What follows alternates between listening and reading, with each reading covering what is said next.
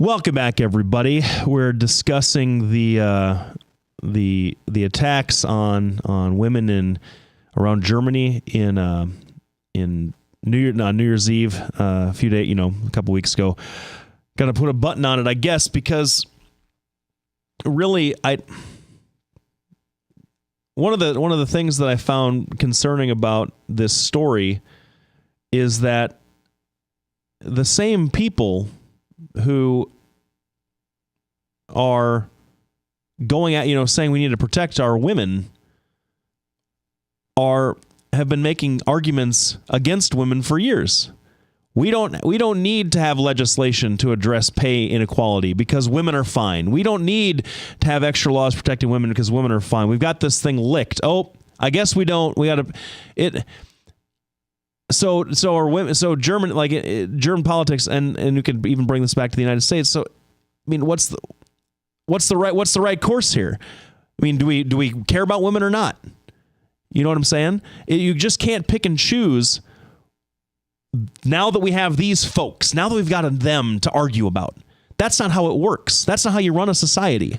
And so that's why I kept asking you. And the question or the answer to the question I thought was fine, but the larger question is here's the thing for me. The larger question isn't just about rape and women's rights. The larger question is, when do you kick out people you've welcomed into your country that aren't following your laws? But why? But at what point do you kick them out? Then deport the people that live there. See, this is the thing. So you have this large group of people. A few of them commit a crime, and now the rhetoric is we can't let any of them in, right? Well, you don't That's hear the me rhetoric. saying that. That's the rhetoric. That's the rhetoric. Are you okay with that? Because now the concern is now there's the always ethnic going to be violence rhetoric like that, and no, I'm not really okay with that. Right. But you're talking about a minority of people saying, "Listen, we can't let any of them in." What you do hear a lot of is, "Let's go ahead and have more stringent background checks on the people we do let in." Yeah, but we're not debating that though, because that's already being done. Well, how do you know? I mean that's part of the problem. How come they don't already have a law on the books that says if you're not a citizen and you're not going to follow our rules, you have to leave. You have to go back. But it's complicated, man. You have to give these people lawyers. You have to give them due process. Otherwise, what makes you different? Why would people come to this country? Why would people come to Germany or any Western European country if they betrayed their values by throwing people out on the street without due process? Well, another question is if this is a straightforward case and involve mainly German citizens, why cover this up? Why not just come right out and say, hold on, this is what happened. This is what we're doing about it. This is how we're moving forward. Do you suppose that it has nothing to do with who these alleged perpetrators are, and more to the fact that it's the law enforcement trying to cover their own butts? Don't you think that's more likely? Because you know what's going to happen. Because I've got a case like this, not like this. Good Lord, that's not what I meant.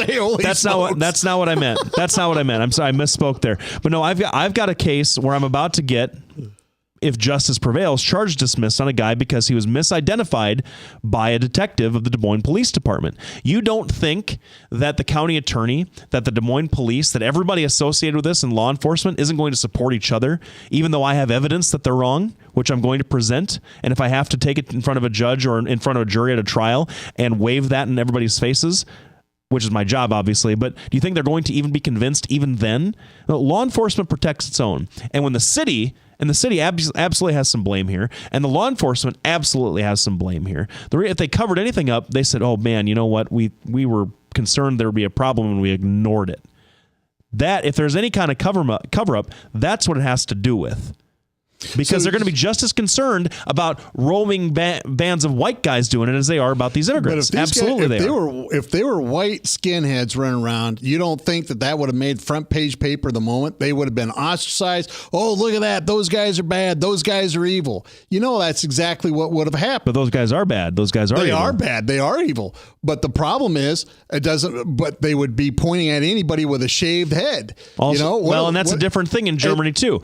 All I'm trying to say is we want to talk about conspiracies, and I don't know that there is one here. I mean, you're the conspiracy guy. I'm not really going to truck in that kind of conversation because you can't match me as far as conspiracy theories. But no, I can't. Nor do I choose to. But when it comes to any kind of conspiracy, to me, the cui bono, like who it benefits the most, is law enforcement protecting its butt, saying we didn't do anything wrong, and yet we had this happen on our watch. So you don't think it has anything to do with the enormous Muslim influx, no. the riots that would happen on the streets if these people were arrested, if they were deported? You don't think it has anything to do with that? I don't think it has anything to do with that, because you're seeing the backlash to the idea of that, which is all of these folks that running around with Nazi tattoos, all that kind of stuff, are already doing all that kind of stuff. I mean, the Muslims aren't going to revolt in Germany. They're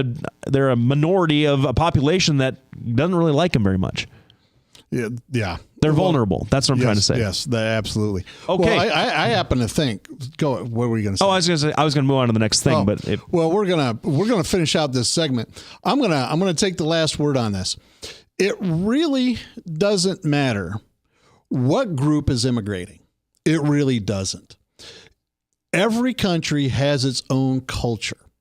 And this idea that the left has, that we're all globalists, that we all should have one monoculture, is not going to be something that, one, is attainable, and two, desirable. Just like in farming, if you have monoculture, what you have is a degraded ecosystem. And just like humans, if everybody has the same culture, there's no growth. If you're a visitor to another country and you want to stay in that country, you need to assimilate to that culture. That's my point. The left will disagree with me all the time on that, but that is the truth. You have to assimilate to that culture. When in Rome, do what the Romans do. Now, if I'm in the Middle East, I never pass a plate with my right hand because that's the biggest no-no you can do. Well, there's others, right? Like the various bunch of rules. These are rules I followed while I was in Istanbul. It's not like I showed up and went, well, I'm just going to be the American, screw you. So that in part is what is going to continue to be happening. And it doesn't matter where these immigrants come from. And this isn't just a Brown problem.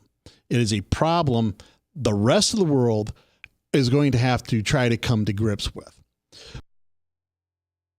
N Lefty, thanks for letting me have the last word on that because he's chomping at the bit to say something. We'll be back right after this break. We're going to talk about Trump kicking a poor Muslim silent protester out of his rally. What a horrible thing. Thanks, everybody, tuning in. Be back right after this.